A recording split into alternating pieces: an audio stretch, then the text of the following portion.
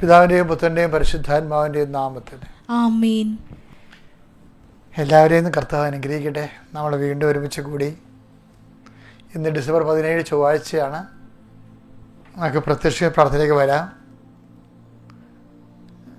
അമ്മേ പരിശുദ്ധമ്മേ, അമ്മേ പരിശുദ്ധമ്മേ, ദേവമാതാവേ, ദൈവമാതാവേ, അന്ന് അങ്ങ് കൃപാസനത്തിൽ പ്രത്യക്ഷപ്പെട്ട് വരാൻ പോകുന്ന മഹാദുരന്തത്തിൽ നിന്ന് രക്ഷപ്പെടാനും എല്ലാവർക്കും വേണ്ടി പ്രാർത്ഥിക്കുവാനും ആവശ്യപ്പെട്ടിട്ട് 20 വർഷം തികയുന്ന ഈ വേളയിൽ കൃപാസനത്തിലൂടെ ഞങ്ങൾക്കും ഈ ദേശത്തിനും അങ്ങ് മധ്യസ്ഥം തേടി തന്ന എല്ലാ അനുഗ്രഹങ്ങൾക്കും കൃപകൾക്കും ഞങ്ങൾ ഹൃദയം നിറഞ്ഞ നന്ദി പറയുന്നു. അമ്മേ പരിശുദ്ധമ്മേ, ജപമാല മാതാവേ, സകല കൃപാസനം പ്രാർത്ഥനയോടും ചേർത്ത് ഞങ്ങളിപ്പോൾ പ്രാർത്ഥിക്കുന്ന ഈ കുടുംബത്തിന്റെ പ്രത്യേക നിയോഗം പറമക്കളെ.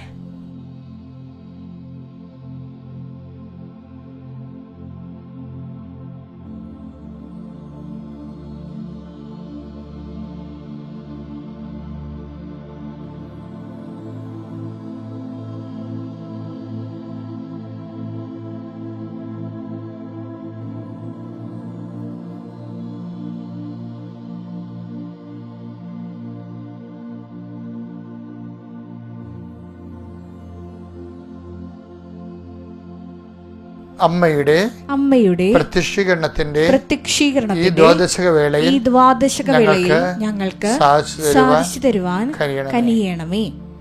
വിശ്വാസ പ്രമാണം. സർവശക്തനായ പിതാവും ആകാശത്തിന്റെയും ഭൂമിയുടെയും സൃഷ്ടാവുമായ ദൈവത്തിൽ ഞാൻ വിശ്വസിക്കുന്നു. അവിടുത്തെ ഏകപുത്രനും ഞങ്ങളുടെ കർത്താവുമായ ഈശോ മിശിഹായിലും ഞാൻ വിശ്വസിക്കുന്നു.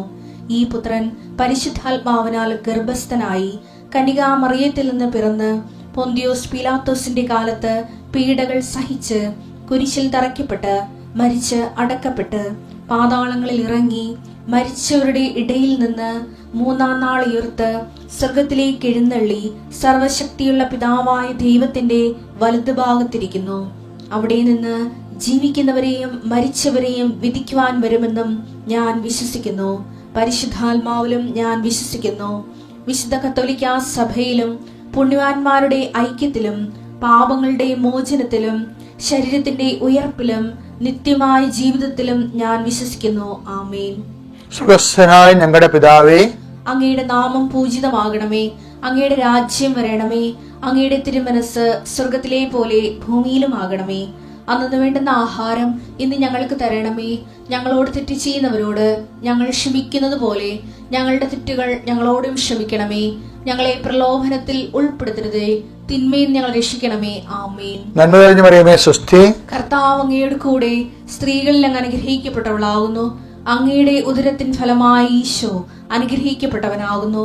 പരിശുദ്ധ മറിയമേ, തമ്പുരാന്റെ അമ്മേ, പാപികളായ ഞങ്ങൾക്ക് വേണ്ടി ഇപ്പോഴും ഞങ്ങളുടെ മരണസമയത്തും തമ്പുരാനോട് അപേക്ഷിക്കണമേ. ആമേൻ.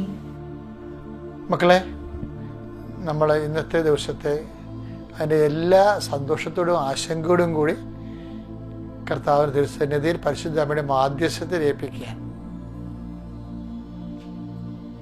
നല്ല നല്ല ദിവസങ്ങളാണ് വരണത്. അത് സന്തോഷമാണ്, അത് സംബന്ധിച്ച ആശങ്കയാണ്. ചിലർ ആശങ്കപ്പെടുന്നത് പിന്നെ അതിൻ്റെ പേരിൽ വെള്ളം അടിച്ച് ബഹളം ഉണ്ടാക്കുക, വീട്ടിൽ ബന്ധുക്കൾ വന്ന് പിരിഞ്ഞു പോകുമ്പോൾ വഴക്കാട്ട് തീരുക. ചിലർ ആശങ്കപ്പെടുന്നത് അത് പാവത്തങ്ങൾക്ക് ക്രിസ്മസ് കൂടാൻ അത്രയും കാശില്ലല്ലോ എന്ന് ചിന്തിക്കുന്നവരുണ്ട്. എല്ലാവരെയും ഉൾക്കൊണ്ടുകൊണ്ടാണ് ഈ പ്രാർത്ഥന മാതാവിനെ ഏൽപ്പിക്കുന്നത്. അമ്മേ പരിശുദ്ധമ്മേ, ദേവമാതാവേ, ക്രിസ്മസ് പോലും ഇല്ലാത്തവരുണ്ട്. വീട്ടിലുള്ള രോഗികളായിട്ടുള്ളവരുണ്ട്. ഈ അടുത്ത കാലത്ത് മരണം നടന്ന വീടുകളുണ്ട്, അവർക്ക് ക്രിസ്മസ് ഇല്ല. നക്ഷത്രം തൂക്കിയാൽ അപ്പം അവർക്ക് കണ്ണു നിറയും. അങ്ങനെയുള്ള എല്ലാ വീടുകളെയും ഞങ്ങളിപ്പോൾ ഓർക്കണം. ഈശോയെ, ക്രിസ്മസ് എല്ലാ തരത്തിലും ഉണ്ട്, ദുഃഖത്തിൻ്റെ ക്രിസ്മസും ഉണ്ട്. പക്ഷെ അത് നമ്മൾ ഈശോയുടെ നാമത്തിലെടുക്കുമ്പോൾ അത് സന്തോഷത്തിൻ്റെ കൃപയുടെ ക്രിസ്മസുമായിട്ട് മാറും. സന്തോഷത്തിൻ്റെ ക്രിസ്മസ് ഉണ്ട്, അത് നമ്മൾ എടുക്കുമ്പോൾ അനുഗ്രഹത്തിൻ്റെ ക്രിസ്മസായിട്ട് മാറും. രണ്ടായാലും നമുക്ക് നല്ലതാണ്. കാര്യം നമ്മൾക്ക് ക്രിസ്മസ് തന്നത് ഈശോ. അമ്മ ഒത്തിരിയേറെ വിഷമിച്ചിട്ടുണ്ട്. ഞാനിതൊരു പ്രസംഗം പോലെ പറയുകയല്ല, മറിച്ച് ഇങ്ങനെയുള്ള വ്യത്യസ്ത വികാരങ്ങളെ കർത്താവിൻ്റെ തിരുസന്നിധി സന്തോഷത്തിൽ ഏൽപ്പിക്കാൻ വേണ്ടി നിങ്ങളെ ഉപദേശിക്കുകയാണ്. കർത്താവ് നിൻ്റെ വിശുദ്ധ പൗരോഹിത്യത്തെ മഹത്വപ്പെടുത്തണമേ. കർത്താവെ സഭയിലുള്ള സാന്നിധ്യം പ്രകടമാക്കണമേ. കർത്താവെ ഞാൻ ഈ പ്രാർത്ഥന ഈശോയുടെ നാമത്തിൽ ചെയ്യുമ്പോൾ ആ പ്രാർത്ഥന പങ്കെടുത്തുകൊണ്ട് ലോകത്തിൻ്റെ വ്യത്യസ്തമായ ഭാഗങ്ങളിൽ ഇരിക്കുന്നവർ ശിരസ് നമിച്ച് കൈകൾ കുപ്പി അങ്ങയുടെ തിരുസന്നിധി അനുഗ്രഹം പ്രാപിക്കാൻ വേണ്ടി, ആശ്വാസം പ്രാപിക്കാൻ വേണ്ടി നിൽക്കുന്നവർ, രോഗികൾ കർത്താവെ പ്രത്യേകിച്ച് ഇപ്പോഴും തിരുമുറുവാർന്ന് വരുതുകരം അവർ ശിരസ് വെക്കണമേ. രോഗം വന്നാൽ കർത്താവ് നമ്മൾക്ക് നമ്മുടെ ബന്ധുക്കളകന്ന് അടുപ്പമുള്ളവർ ചിലപ്പോൾ അകന്നു പോകും. ഒരടുപ്പവും ഇല്ലാത്തവർ അതിൻ്റെ പേര് നമ്മുടെ അടുത്ത് വരികയും നമുക്ക് അവസാനം ബാധ്യതയായി മാറുകയും ചെയ്യും. ചിലപ്പോൾ രോഗം വരുമ്പോൾ പണം നഷ്ടപ്പെടും.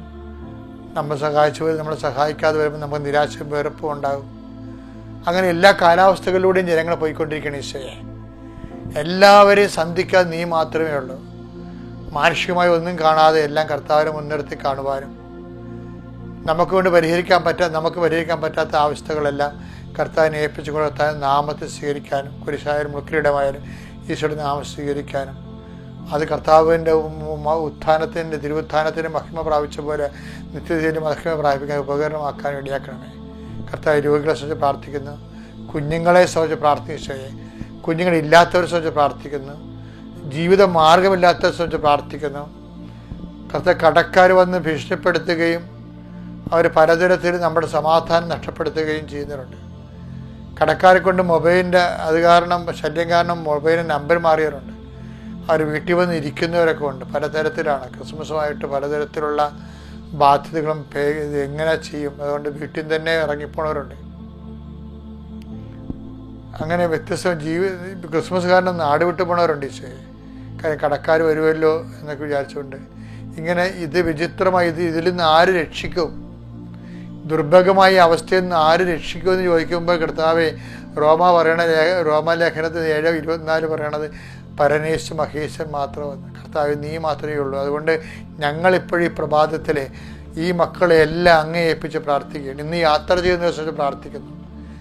ഇന്ന് ആശുപത്രിക്ക് യാത്ര ചെയ്യുന്നവരുണ്ട്, ഓഫീസുകളിലേക്ക് യാത്ര ചെയ്യുന്നവരുണ്ട്, പണം സമ്പാദിക്കുന്ന ബാങ്കിലേക്ക് യാത്ര ചെയ്യുന്നവരുണ്ട്, പണം വായ്പ വാങ്ങിക്കുന്ന ബന്ധുക്കളിലേക്ക് യാത്ര ചെയ്യുന്നവരുണ്ട്, പരിചയക്കാരിലേക്ക് യാത്ര ചെയ്യുന്നവരുണ്ട്. കർത്താവ് എല്ലാവരും സംബന്ധിച്ച് പ്രാർത്ഥിക്കുന്നു.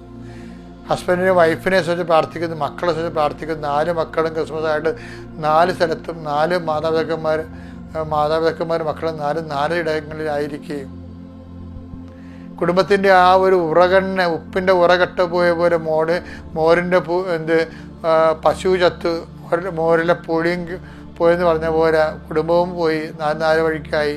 കുടുംബത്തിൻ്റെ ആ പഴയകാല അനുഭവങ്ങളും പോയതുപോലെ മനസ്സുകൊണ്ട് നിശബ്ദമായ ദുഃഖം അനുഭവിക്കുന്നവരെ ഞാൻ കാണുന്നുണ്ട്. ഈശോയെ അവരെ സമർപ്പിച്ച് പ്രാർത്ഥിക്കുന്നു. ഈശോയെ കർത്താവ് ഭവനരഹിതരുണ്ട്. ഈശോയെ കാലത്തൊഴുത്തു പോലെ തന്നെയുള്ള അവസ്ഥകൾ ജീവിക്കുന്നവരുണ്ട്. അല്ലെങ്കിൽ വീട് ഉണ്ട്, പക്ഷേ അത് പഴയതാണ്, അതൊന്ന് പുതുക്കാൻ പറ്റണില്ല, അത് റിപ്പയർ ചെയ്യാൻ പറ്റണില്ല, അതിനുള്ള സ്കീമില്ല, അതിനുള്ള വരവില്ല, മാർഗമില്ല, അങ്ങനെ വിഷമിക്കുന്നവരുണ്ട്. ഈശോയെ ആ കുടുംബത്തിലേക്ക് വന്ന് കയറുമ്പോൾ തന്നെ ശരീരം മുഴുവൻ ഭയവും ഉറക്കമില്ലായ്മയും പ്രഷറും കയറുന്നവരുണ്ട്. ഈശോയെ വീട്ടിൽ നിന്ന് ഇറങ്ങുമ്പോൾ സമാധാനം, അകത്തേക്ക് വരുമ്പോൾ അസമാധാനം അനുഭവിക്കുന്നവരുണ്ട്. അങ്ങനെ വ്യത്യസ്തങ്ങളായ വിഷയതകൾ അനുഭവിക്കുന്ന മക്കളില്ല, ജോലിയില്ല, വരുമാനമില്ല, എന്താണ് ചെയ്യേണ്ടത്, എങ്ങനെയാണ് ജീവിക്കേണ്ടത്, ഒരു ദിവസം എങ്ങനെയാണ് തട്ടിമുട്ടേണ്ടതെന്ന് മുന്നോട്ട് പോകണമെന്ന് അറിയാൻ പാടില്ലാത്ത ദിവസമുണ്ട്. കോടതിയിൽ കേസ്, കുടുംബ കോടതി കേസ്, മറ്റു പലതരം ആൾക്കാരുടെ ഭീഷണികൾ, അങ്ങനെയുള്ളവരുണ്ട്.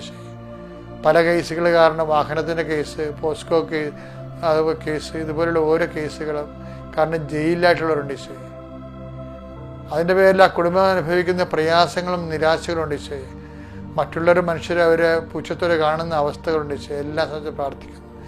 എല്ലാം മാനസാന്തപ്പെടാനും വിശുദ്ധീകരിക്കാനും വിടുതൽ പ്രാപിക്കുവാനും കർത്താവെ നിൻ്റെ നാമത്തിൽ അവർ പഴയ ജീവിതം നഷ്ടപ്പെട്ടു പോയവർ തിരിച്ചു പിടിക്കാൻ ആഗ്രഹിക്കുന്ന എല്ലാവരെയും കർത്താവ് ഈ ദിവസം നീ ആശീർവദിക്കണമേ.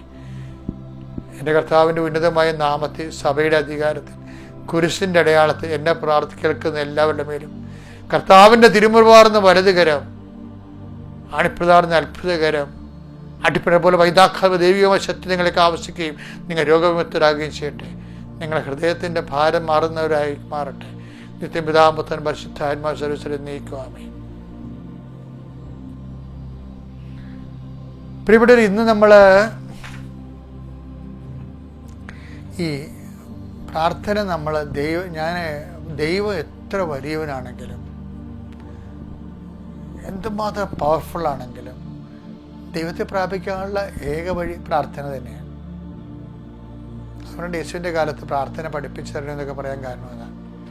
ഇടുക്കിയിൽ എന്തുമാത്രം കറണ്ട് ഉൽപ്പാദിപ്പിച്ചാലും നമ്മുടെ വീട്ടിൽ വേണമെങ്കിൽ വയറ് തന്നെ വേണം. അതാണ് പ്രാർത്ഥനയുടെ അവസ്ഥ. അതുകൊണ്ട് ദൈവത്തോട് ഉള്ളതുപോലെ പറഞ്ഞാണ് ശരിക്കും പറഞ്ഞ ഉള്ള പ്രാർത്ഥന. മനസ്സിലായില്ലേ? ദൈവത്തോട് ഉള്ളതുപോലെ പറയണതാണ് യഥാർത്ഥത്തിലുള്ള ഉള്ള പ്രാർത്ഥന. നമുക്കൊരു വചനം കേൾക്കാം. ഒരു മനുഷ്യൻ ഉള്ളതുപോലെ അങ്ങോട്ട് പറയും. യോഹന്നാന്റെ സുവിശേഷം 5:7.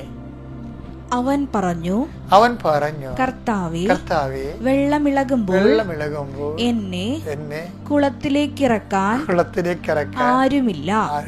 ഞാൻ എത്തുമ്പോഴേക്കും മറ്റൊരുവൻ വെള്ളത്തിൽ ഇറങ്ങിക്കഴിഞ്ഞിരിക്കും. ഇത് ആര് പറഞ്ഞാണെന്ന് അറിയാമല്ല, നമ്മുടെ തറവാട് രോഗി പറഞ്ഞാണ്. പ്രസിദ്ധനായ ഒരു മനുഷ്യനാണ് സുവിശേഷത്തിന്. പക്ഷെ പുള്ളിയുടെ പ്രാർത്ഥന ഈശോ പെട്ടെന്നാണ് കേൾക്കണത്. എന്താ കാര്യം? നീ കിടക്കയും എടുത്തുകൊണ്ട് എഴുന്നേറ്റ് നടക്കാൻ പറയും. അതിൻ്റെ പ്രധാനപ്പെട്ട കാരണമുണ്ടല്ല, അവൻ്റെ വിശ്വാസം മാത്രമല്ല, അവൻ്റെ അഹങ്കാരം ഇല്ലായ്മയാണ്.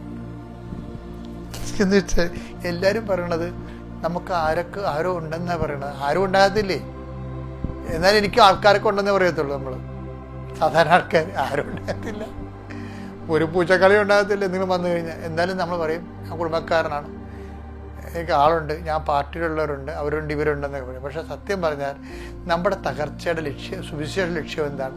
നമുക്ക് ആരുമില്ല നമ്മൾ ബോധ്യപ്പെടുത്തുകയാണ്. എന്ന് വെച്ചാൽ അതിൻ്റെ അർത്ഥം എന്താണ്? ദൈവം ഉണ്ടെന്ന് നമ്മൾ ബോധ്യപ്പെടുത്താൻ ദൈവം ശ്രദ്ധിക്കാനാണ്. പക്ഷെ ഒരു കാര്യമുണ്ട്, നമ്മളിത് ഉള്ളതുപോലെ ദൈവത്തോട് തുറന്ന് പറയണം.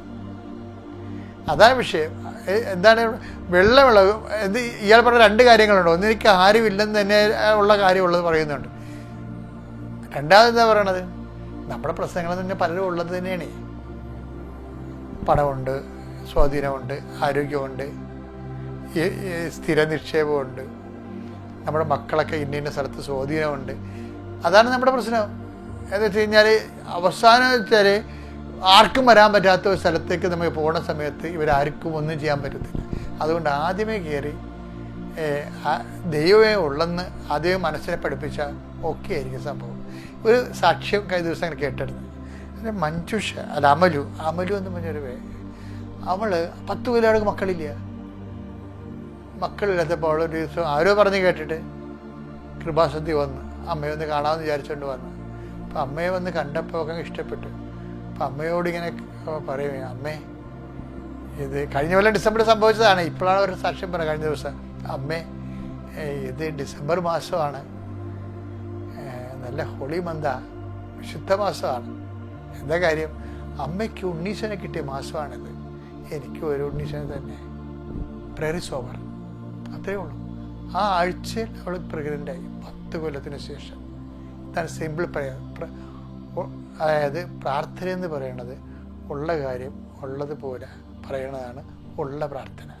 Praise the Lord.